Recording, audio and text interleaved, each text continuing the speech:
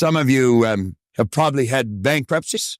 Some of you have had terrible things happen in the past. But what's gone is gone. It's in the past.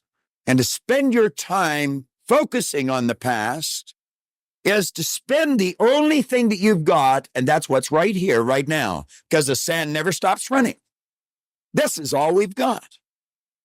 And to spend your time now thinking of what happened there is making absolute certain that the future is going to be the same as the past. Now, I don't suppose many of us spend a lot of time thinking about that, but a lot of us spend a lot of time making that error. That's an excellent symbol. All you got is now. I remember years and years ago, I suffered with headaches, terrible headaches. I got to the point where I was taking Bufferin for the headaches. Then I got to the point where I was taking Sinutab with codeine for headaches. There was 16 in the bottle, and I got to the point where I was taking 2 bottles a day. As a matter of fact, most times I didn't even remember my head not aching, but I was sort of numb all the time. Of course, with that much junk in you, I guess you couldn't be any other way. And I remember talking to this chap. I was in the Hotel Vancouver, and I was picking up 2 heavy briefcases or suitcases, and I was in a real rush to get to the airport. He said, "What's the matter with you?" He said, "You look like you're going to pass out." And I said, "I feel like I am." Well, he said, "What's the matter?" And I said, "My head is aching so bad, I feel sick to my stomach." Now, some of you suffer with this, and I felt like banging my head against the wall. It was so much pain. He said, "Go and sit down in that chair." And I said, "I don't have time. I got to catch a plane." He said, "Listen, you can always get another plane. You only get one hit." He said to me, "Do you know what forgive means?" And by the way he asked the question, I just thought I probably don't. I said, "Well, I don't know." He says, forgive means let go of completely, abandon. Just let it go. Unequivocally. No strings attached. Now, he said, if you want to rid yourself of headaches, just forgive all thoughts that are on your mind. And you just listen to me. And he put me in a totally relaxed state. I felt better than I had felt for years.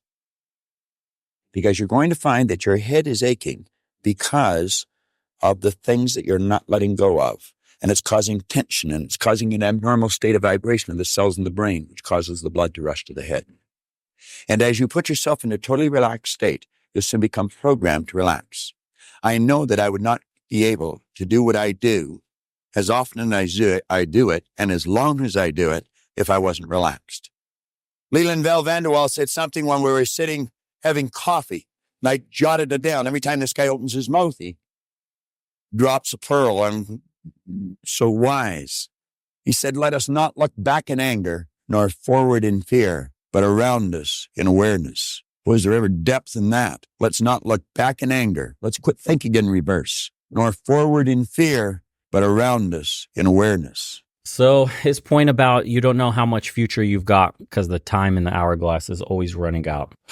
I think people are too preoccupied with the future or the past and don't ever live in the present. And the issue with that is that time is running right up under you. You start to wake up. These are these people that wake up, dude, they lived an entire life and all of a sudden they're 60 years old and they don't know where the time went because every single day of their lives, they're either worried about past or the future, never living in the present. And because you're never aware of the present, you don't have awareness of the present, and you're constantly in a state of either fear or anxiety, albeit present or past or future, time seems to fly and you lose yourself in this. I just had a conversation with the guy, this motion of surviving, the day-to-day grind. You don't understand why you do what you're doing. You don't understand really why you're getting up and working as hard as you are, why you're chasing the things you're chasing, be it monetarily, be it status, be it whatever it is. And you're doing all of this for something in the future or because of something in the past, and you're not there present in the moment to even enjoy when you achieve some of the goals that you have. Hardly any people get to enjoy the things that they're doing because they're so strung up on this future that they're trying to build or this past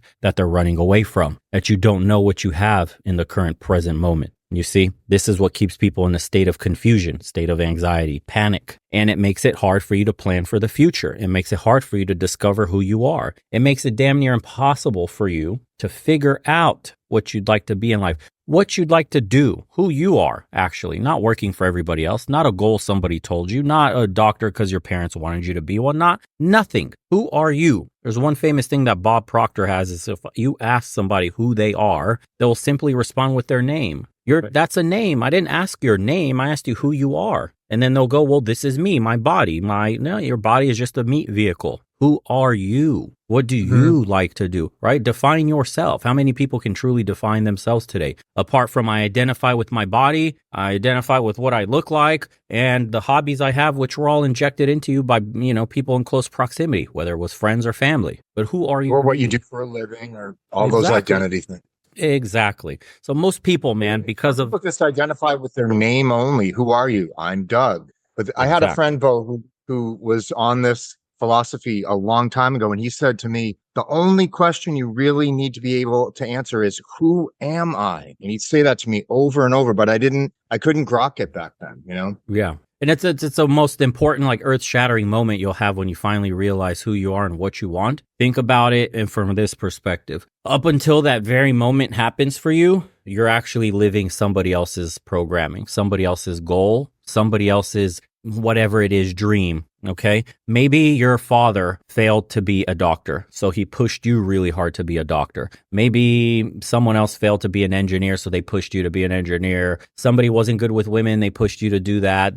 Everybody's projecting their insecurities onto you. You start off as a blank slate as a child, as a baby, and people paint you with broad strokes of their insecurities, and you end up in adulthood harboring everybody's insecurities. Yet you take their, you take their wisdom as gospel, right? Instead of recognizing that they too are broken individuals who they don't understand themselves who they are. But it seems like this person knows exactly who they are, yet they're behaving in the manner they think everybody would like them to behave. Most people, this is what they mean when they say most people just wander through life not knowing who they are and will go to their graves never living. You want to be this person that... life of quiet desperation. Exactly, yes. So there are plenty of people that go to their graves when you ask these people that have lived like 100 years, something like that, and they tell you like, what's something you wish you've done? What's some tips you have for everybody else? It's stop caring about everybody else. Start taking care of yourself. Start doing what you want to do. Don't live for everybody else. Try to discover who you are and what you like. Do more of that. But we're all stuck in this race and we're going down this path, this course without knowing why we're doing it. We're just kind of dropped in. Everybody's running forward. Everybody's going around the track. So you kind of join in like a little hamster. Well, since everybody's running, I'll run too. But you don't know why everybody's running in the first place. What are we all chasing? Ask the question, why is everyone doing that instead of just getting in lockstep? Yes. So these are some of those fundamental things, guys, that you have to, this is why I say the meditation and the journaling is super important, because this is typically when you go inward and start to figure out some of these like fundamental questions about who you are. Meditation isn't just like being all zenned out and shit like a Buddhist monk and just like humming along and clearing your thoughts. It's really just about crystallizing the image of who you are in your mind. The same thing with journaling. It's about getting your thoughts down congruently on paper and pulling all the threads of why do I think this? Why do I believe this? Why am I this way? Why do I react like this? All these other questions, you start to unravel the threads and figure out who you actually are in life. These are the important parts of these two exercises. This is why I included them in the Spartan Challenge, because most guys, when they start to undergo kind of a transformative shift like that, is essentially wiping the slate again. Like one of those whiteboards where you're just completely wiping all the programming that you've ever had implanted into you and you're starting over again. And people tend to look around confused, like who I'm becoming, what am I trying to achieve? That is why you have to write things down on pen and paper, or maybe the notes app of your phone, whatever it is, but you have to get your thoughts down. The meditation part is seeing it in your mind. That's the next important thing. We're on par with that one, because if you can't see it in here, then you'll never achieve it in the physical world, right? This is what all the things that we're learning in cybernetics. It's your imagination holds the key to achieving everything you want to achieve. And that's simply for the fact that the end goal, you have one. So your brain is a machine that automatically is functioning like a calculator. It solves problems in the physical world. It'll take you to the end goal. But if you don't have an end goal, if you don't see the end to where you're going, wander around with like, what was that metaphor I used that one time? It's like the more you can imagine the details of your dreams, it's like planting light posts on your path. Okay. And it's like when you wander aimlessly around in the dark, it's essentially saying something equivalent to like, I want to lose weight instead of saying, I want to lose 60 pounds in 6 months, right? The more detailed you become, the more you flesh out your day, the more you visualize it crystal clear in your brain. It's like planting light posts along the entire path of your goals. You're never in the dark. You know exactly what you need to do. So don't wander aimlessly around. People fail at their New Year's resolutions because they say, my New Year's resolution is to stop smoking, but they don't by, the end of January, I'm going to cut down and then I'm going to be done. They don't make a plan to arrive. Exactly. Hey, everyone. Welcome into everybody else. Hey, how's it going? Good. Bo, your analogy of the doctor or the parents that wanted me to be doctor runs really deep with me. I'm the typical Asian I'm a doctor. I'm working right now. Yeah, I did what my parents wanted me to do, must be so proud. Mm-hmm. Yeah, right. Yeah, we can go through all those tropes. They all exist, unfortunately. Yeah, so it's not just a stereotype. It's reality. But no, I've spent a good like 30 years of my life, living somebody else's dream. Now, thankfully, and I had to look back deeply on this, and this sort of goes into thinking in reverse, but there's a difference between thinking in reverse and also learning from what you've had in the past. So what I've learned is that throughout my childhood, especially, I was kind of a spoiled kid, but also I was very defiant. But obviously, with Asian culture, if you don't, study hard and get a 1590 on your SATs, you're not a worthy kid. So I had to deal with that trope. Yeah. But I was always defiant in that, and for some reason, I wasn't like the other kids in that regard. I never felt like I was like the other kids. I hated going to school an extra day because of Chinese school, and all that. So it took a lot of thinking about why that is, like why deep down inside me, why that always was. And turns out maybe this wasn't what I wanted to do. Maybe I thought just instinctively I knew something was wrong. Mm-hmm. So now I'm here. I'm still working in the belly of the beast in mainstream healthcare. I'm part-time now. I'm not full-time anymore. That was difficult because everybody else, my colleagues, were like, "You're 30. I'm 37, by the way, and I'm about to retire." Because my job satisfaction is extremely low at this point. Mm-hmm. That's another story for another time. But yeah, everybody was scoffing at me. He's like, "You're 37. Why are you retiring?" And then, or I get, well, if you're gonna go part time, if you're gonna stop working, are you gonna work for another practice? I'm like, no, that's not the point of retiring. So anyway, yeah, I mean, you're going to get a lot of pushback. That's the major reason why most people are where they are right now, is that they just kind of stay in the status quo. It's comfortable there. I'll be quite honest with you. It's very comfortable, mm-hmm. making a decent wage, but I work a shitload, and it's very unsatisfying. I feel I'm just in a gerbil in a hamster. Well, sorry, a hamster in a hamster wheel. Yeah. Where I'm just pushing along stuff and I'm seeing kids getting sicker and sicker. By the way, that's all true. Their kids are getting more cancers that are way more resistant to chemotherapy, and they're getting fatter, and that's no surprise to anybody. But I'm not doing much with the skills that I have. Mm-hmm. So that's why I'm starting to speak more truth, for that matter, with the others, with my channels, and also kind of doing an underground concierge medicine service where I'm just helping people that want to be helped. Because let's be honest, most people don't want to be helped. Right. It's something you have to accept as well. So yeah, I mean, no, you hit the nail on the head with, most people don't know who they are. It's actually a very tough question. That's a difficult question. If you really go down existentially, it's a very difficult question. And then sometimes it takes years or never to answer it.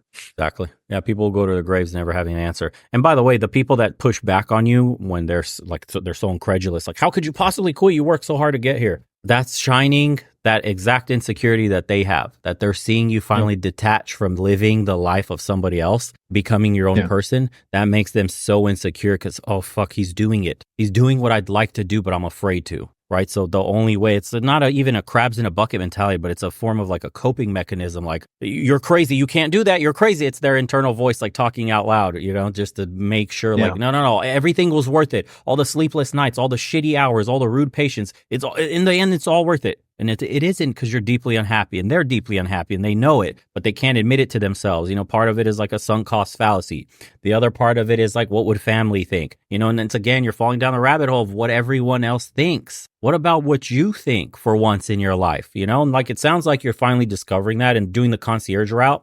may be the perfect thing where you make a difference. You feel like it matters. You can put your skills to work for people that obviously will take your advice, not some patient that comes in the clinic and is just like, see me, get it over with, done. And then they might not even follow directions or all that. Like the more concierge route, obviously it's tailored to people that want to be there, that will heed your advice, that will be inquisitive, that you feel like you're making a difference. You could see the difference in their lives. How many of your patients do you really keep up with after their initial visit in the office or the clinic, whatever, and all this? I mean, I could only imagine how many people you're seeing. Almost none.